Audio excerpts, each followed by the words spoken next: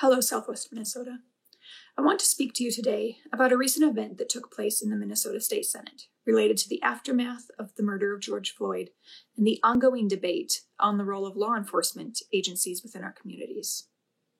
So I don't think that there is really any doubt that we now stand at what could be a turning point in our history. The outrage that we all felt as we witnessed the murder of George Floyd by that rogue police officer, it ignited a sense of urgency among most of us to reevaluate what we will accept from our law enforcement officers.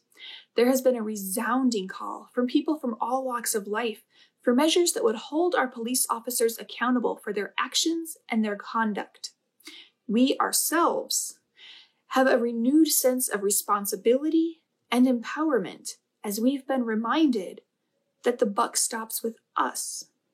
We consent to the existence of a police force to uphold the laws that we agree and consent to.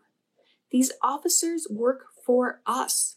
So when we call for accountability and oversight upon these agencies, we are well within our rights to do so.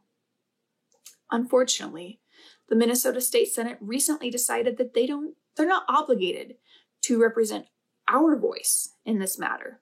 They've decided that rather than be a reflection of the people of Minnesota, they would rather be a reflection of partisan Washington-style politics.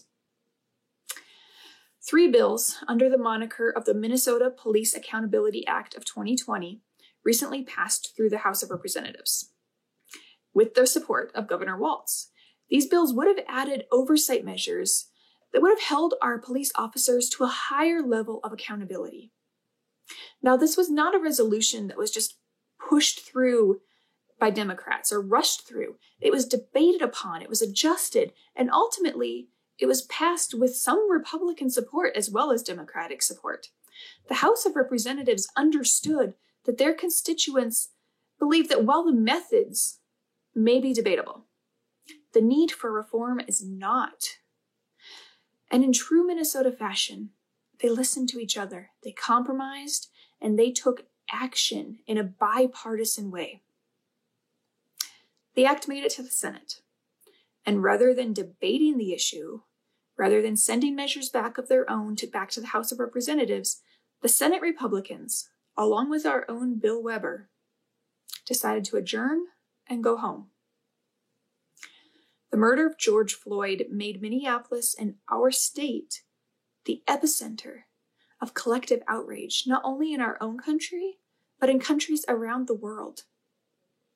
At the moment when the world's eyes were upon us, Minnesotans, we had a chance to show our resolve, our unity, and our ability to rise above partisan politics. And the Republicans in the Minnesota Senate decided to take their toys and go home.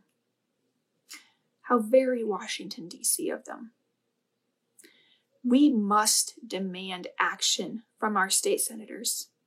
No matter what your political affiliation is, no matter what solutions that you believe should be enacted, I believe that we all agree that it is time for reform.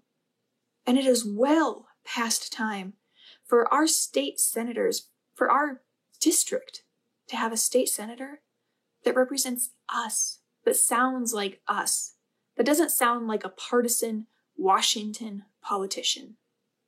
I'm Shauna Marshall, and I'm running for Minnesota State Senate for District 22.